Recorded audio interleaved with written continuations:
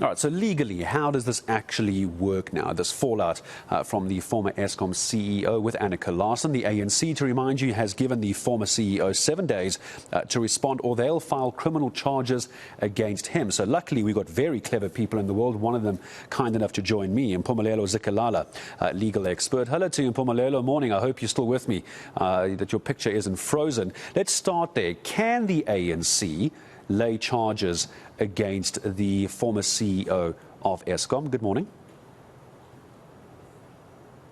Good morning to you, and also good morning to your listeners.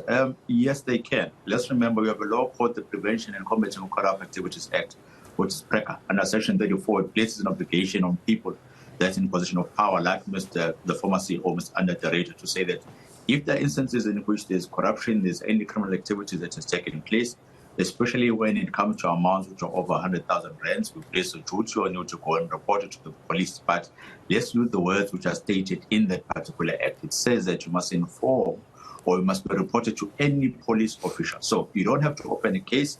It's just the reporting which is important. But then there are regulations that then says the police have an obligation to make sure that they properly record an open case and they're able to investigate this particular matter. So it's a two-way approach. So when the ANC says we are going to lay a charge for failing to comply with Section 34, I think they must go further in terms of saying, let's also look at whether the police also complied with their side of the deal. Let's also look at whether there are any ministers within the realm of the ANC that ought to have known that they have decided not to participate in this particular process. Also, they fall in this particular category. So it may be a case of saying that we want to bring law and order to Mr. Annika Larsen, but it must also include all the other individuals that are there. Let's remember, Mr. Annika Larsen was not operating alone, or did not head Eskom without a board, without a minister, without a person who had informed earlier. And if you listen to the famous interview that you've referred to, around about 25 minutes, it does state, I was in a boardroom with generals. Now, that's a high-ranking police official, and that's part of compliance on his part, in terms of saying, I've called them to this interview to inform them of the route that are found at Eskom. So I've complied with my end of the deal. The mere fact that they don't investigate this type of matters is something in which the minister or the parliament or audit committees or anyone who is in a position of being the watchdog when it comes to this particular process ought to have asked and said, after being given such crucial information, what have you done to continue with this information? Yeah, that's exactly what I wanted to ask you, because there seems to be a bit of confusion around this legally. So the information that Andre de Ruyter and Mpumelelo has given out, is that not enough for the police to open up a case? Is that not enough for the various ministers involved, or even the president himself or the board of Eskom? Is that not enough for one of them to pick this up and go and lay charges or open up a criminal matter? Or does it have to be Andre de Ruyter that has to lay charges at a police station? Surely there's another way of doing this, or have I got it wrong? It has to be Mr. Annika Larsen, because there's a specific legislation that forces him to do that. Section 34 of PRECA says that if you are in a position of power, certain information comes to your knowledge, and that particular corrupt activities or certain unlawful activities above the amount of 100,000 rands, you have to report it to the police. You don't have a choice. But once you've reported it to the police, that's where your participation actually ends in terms of the active participation which is required. What is then required from the police is to investigate the matter further. So if Mr. Annika Larsen then says, but I've done that in my compliance, the meeting which was held is part and parcel of the process that were there. It was reporting to the police. In fact, it was not a low-ranking police official. It was a high-ranking police official that had the power to do or further conduct any investigation which is required to bring this matter to rest. And it is them that did not take the matter forward. But I've gone a step further, even informed the minister. I've even informed the presidency or any other high-ranking politically appointee. Then the question lands on them in terms of saying to them, then, what did you do with such crucial information that you have ought to have reported to the police because it has landed on your table, because even PRECA applies to you, so that you are able to bring those wrongdoers to book and you're able to recover any other funds that have been embezzled or frauded out of Eskom.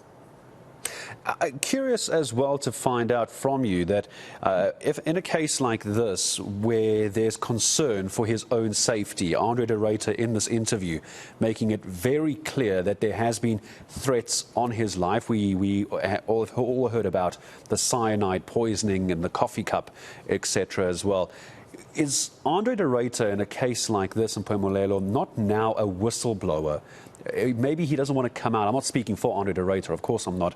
Maybe he doesn't want to give the names, and that's the impression I got watching the interview, because he's concerned about his own safety. Would that not have legal basis, knowing the crime in our country, knowing what's happened to whistleblowers in the past? Would a court or the police not look more favorably on him by not giving the names out directly to the police, find another way of doing this? Because he's worried about his own safety, he's worried about his own life. But then you would have to come back and show principle reason of saying, you see, if I really wanted to die, I would have provided this information because I fear for my safety. But due to those things which are then taking place, I have then chosen to belong under the Whistleblower Protection Act, so that I'm protected in the manner in which I'm doing my activities or duties. But most importantly, there's also the Criminal Procedure Act that provides witness protection.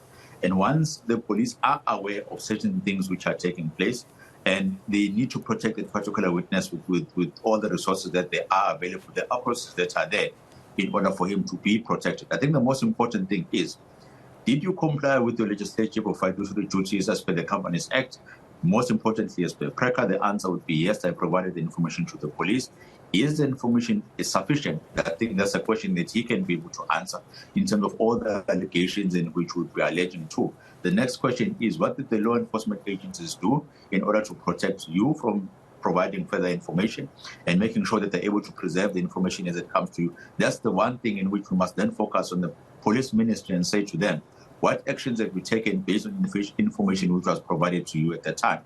And he would elect to stand on in terms of saying, let's look at the time in which I provided this information, any updates that you have given me in terms of the investigation that you have done. I haven't received anything, or there's very minimal work in which you guys have done it as the police. All those arrests that have taken place, there's minimal prosecutions that have been successful. And to me, I've complied with my part. It's just that on your side as law enforcement agencies, you can see that you are not able to do your work adequately and to bring these people to book in order to recover the funds that have been embezzled out of Eskom. So for his protection and his duty or compliance with his duty, he can then say, I did comply with my part. All that is remaining is for law enforcement agencies to do their job. But most importantly, when I disclose this information to the political appointees, I then transfer this particular duty to those political appointees, the minister, for example, of public enterprises, to then say to him, go and do further investigation, use all the resources which are in your power to make sure that you're able to protect this entity. Because if this entity is able to shine, you are going to shine also. But if there are any bad influences and bad influences that are drawn, you are going to be brought to book again. So you don't want that. So act on this information that I've given you so that you are able to cover yourself at a later stage.